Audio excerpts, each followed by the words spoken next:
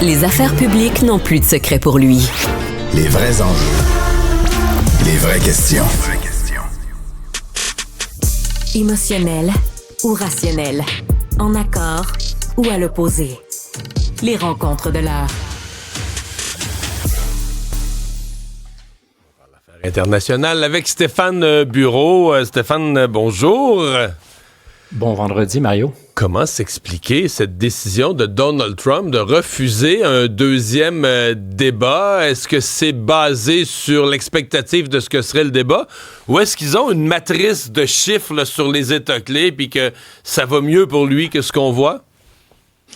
Plusieurs explications potentielles. Il faudrait dire dans le cas de Donald Trump que ça serait refusé un troisième débat parce qu'il a déjà débattu avec Joe Biden le 27 juin dernier. Pour ce que ça vaut maintenant.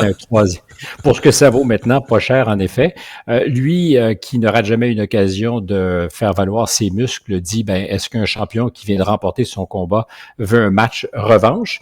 Derrière ça, je pense, se cache l'orgueil, sinon la vanité un peu froissée de Donald Trump parce qu'il ne peut pas ne pas savoir que ça s'est pas optimalement passé pour lui mardi dernier.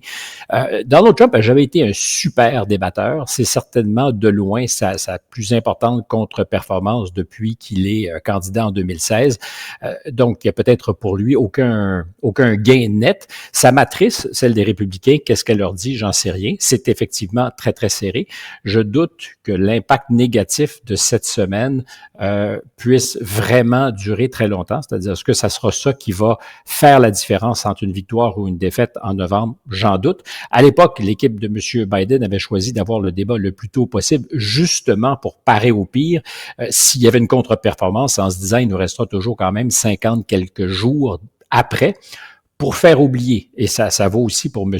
Trump. Mais c'est clair que tactiquement, parce qu'il est toujours un peu baveux, refuser l'invitation qui avait été lancée par l'équipe de Kamala Harris tout de suite après le débat, c'est un peu d'abdiquer.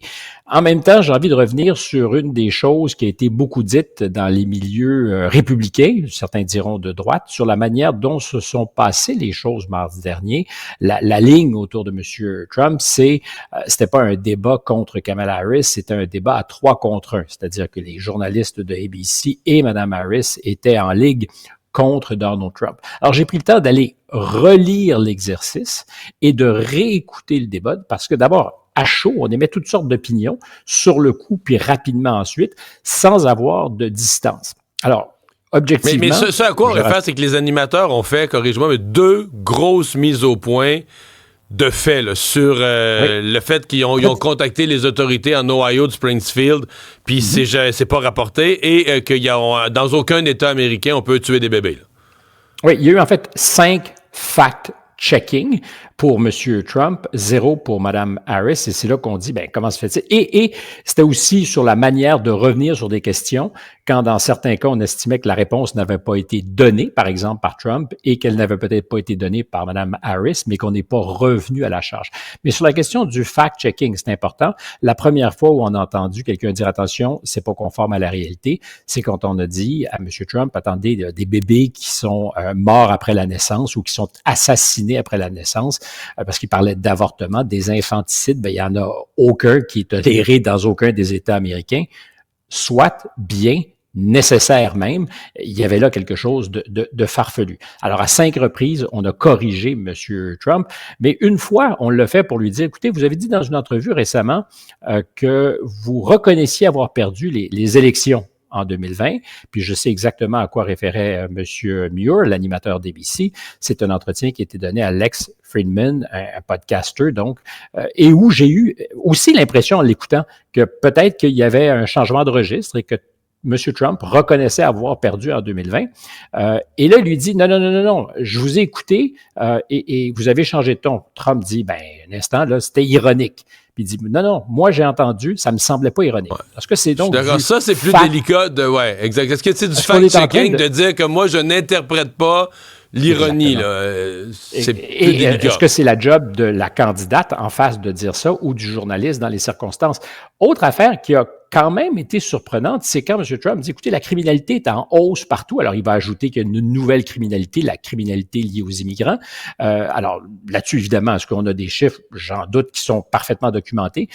Mais lui, il disait, la criminalité partout depuis longtemps est en train d'augmenter aux États-Unis. Et c'est effectivement un sentiment qui est transparent dans les sondages. Les Américains disent sentir une insécurité croissante. Et là, le journaliste lui dit, non, mais vous savez, M. Trump, que les chiffres du FBI montrent que la criminalité est en baisse. Alors, deux choses là-dessus. D'abord, par rapport à quand? C'est-à-dire que si tu mesures de 2023 à 2024, il peut y avoir une baisse. Si on mesure de 2024 à 2019, il n'y en a pas. C'est-à-dire que le monde dans lequel on vit a changé. C'est comme dire l'inflation en 2024 est moins élevée qu'en 2023. Probablement, mais entre 2020 et 2024, l'inflation pour la plupart des Américains ou des Canadiens est beaucoup plus élevée. Mais ça a ralenti, effectivement, il y a eu une décroissance. Mais plus encore, là, il y a une bataille de chiffres. Je ne sais pas si tu t'en souviens, mais elle fait très mal paraître Donald Trump parce qu'il dit, un instant, là, les chiffres du FBI sont à prendre avec des pincettes parce qu'il y a certaines villes qui ne sont pas comptabilisées. Il n'inclut pas des mégapoles, là. Exact. Certaines mégapoles, pas toutes. Et l'animateur, David Muir, dit pas un mot. Dans les faits, Donald Trump a en partie correctement fact-checké le fact-checker. Parce que pour être allé vérifier, sur le coup, je me suis dit, est-ce que c'est une autre de ces aberrations de M. Trump? Pour être allé vérifier, la méthodologie du FBI a effectivement changé en 2021 et il y a des villes qui ne fournissent plus leurs chiffres parce qu'on demande des informations qu'ils ne sont pas capables de colliger à temps pour le FBI. Los Angeles en particulier et Chicago, qui sont des villes qui, dans la balance nationale, font une pourrait faire bouger différence. l'aiguille des chiffres, là, oui, parce significativement. Que la criminalité violente, c'est pas égal. C'est pas parce qu'il y en a à Los Angeles qu'il y en a proportionnellement les mêmes chiffres au Nebraska. C'est souvent le fait de grandes villes et ça compte dans la balance. Alors, je ne sais pas ce que ça signifierait si les chiffres de Chicago et de Los Angeles étaient calculés. Mais là, tu te retrouves dans un cas où tu dis, ça a créé une impression. Ça a créé une impression d'abord de ce que le gars parle à travers son chapeau. Ça arrive même fréquemment qu'ils disent des bêtises. Mais sur cette question-là, il a été arrêté. Madame Harris, moi, je suis le fact-checking. Ouais. Je suis extrêmement critique de ça. Mm-hmm. Si tu m'écoutes ou tu me suis, je vais toujours donner s'il y a une petite fissure. Je trouve que c'est toute une posture. Moi, j'en ai été victime en politique souvent, puis souvent par Radio-Canada, pas les nommer, où ce qu'on présente comme une erreur de fait, on va demander à un universitaire à l'UQAM, très campé à gauche, est-ce que le chef de la DQ, ce qu'il a dit, c'est vrai? Puis là, ce qu'il te donne comme réponse, c'est pas con, c'est pas fou. C'est l'opinion de quelqu'un, d'un économiste de gauche, mais c'est pas un fait là, comme le taux de chômage que tu vas chercher dans un tableau de Statistique Canada qui est un fait, tu comprends? Alors, à cette question-là, je me permets de te prendre au vol parce que une des affirmations à un moment donné qui clôt un extrait ou une réponse de Mme Harris, c'est Donald Trump nous a laissé, quand on est arrivé au pouvoir, donc début 21, avec le pire taux de chômage depuis la dépression. Il était à peu près à 6,3 %. Il était passé de 18 à 6,3 % parce qu'on le sait, quelques mois plus tôt, c'était la COVID, l'économie américaine avait été fermée. Tout le monde était chez eux. Le chômage a augmenté. Il était à 6,3 % de mémoire, je te dis.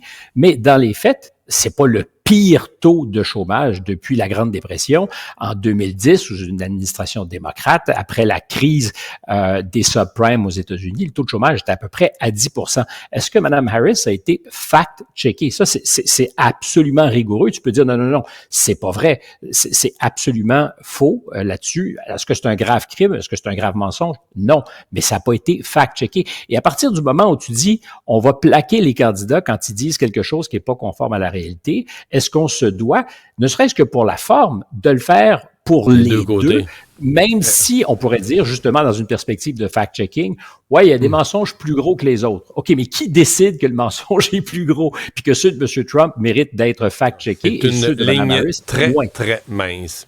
Hey, tu veux me parler d'un enjeu, là, on fait des liens, mais un enjeu qui fera pas la manchette dans la campagne. L'ampleur de la dette des États-Unis et c'est un peu partout dans le monde là, que les États, au sortir de la pandémie, se retrouvent hyper endettés.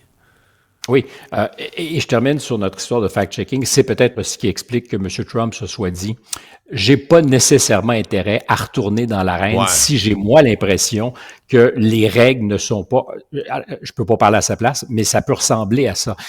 En fait, c'est parce que je pensais au député Chassin qui a choisi de claquer la porte à la CAQ et de siéger comme indépendant en disant les promesses que nous avions faites, nous, comme équipe gouvernementale, de réduire les dépenses et de se préoccuper des finances publiques en disant on doit garder à l'œil le déficit et la dette.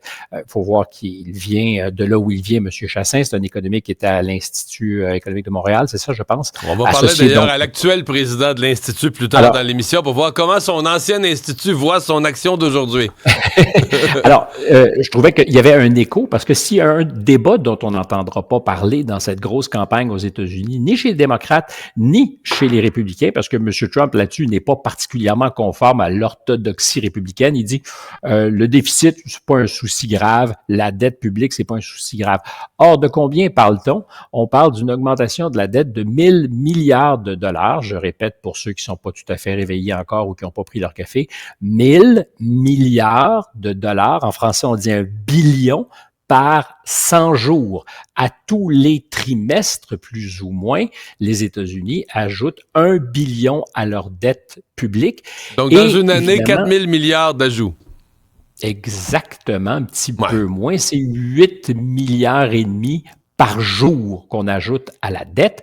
C'est énorme. Alors, on dirait les États-Unis ont une capacité de paiement, puis en plus, ils payent en dollars américains, ils sont capables de les imprimer, mais c'est une situation qui, en ce moment, est reproduite ailleurs. On a parlé des Français, du nouveau premier ministre. Ils ont un déficit dans l'année courante qui était, en fait, dans l'année passée, pardon, qui était de 150 plus ou moins milliards d'euros. On pense que sans des ajustements graves et profonds, ils vont augmenter ce déficit dans l'année courante.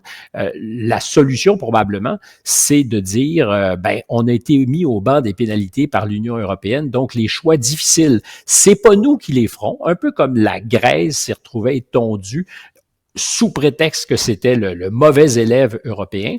Au Canada et au Québec, ces enjeux se profilent à l'horizon dans un contexte où on le sait, la situation budgétaire canadienne et québécoise est probablement meilleure, ne serait-ce que parce qu'à Ottawa, déjà, il y a des exercices qui ont été faits dans les années 90 et jusqu'au début des années 2000 qui nous favorisent, mais c'est l'enjeu dont on refuse de parler. Et aux États-Unis, je ne sais pas si c'est une bombe à retardement, ça fait longtemps que les finances publiques sont sous pression, mais ça atteint des proportions qui, franchement, sont plus qu'inquiétantes et il y a un jour où il sera impossible de mettre ça sous le tapis.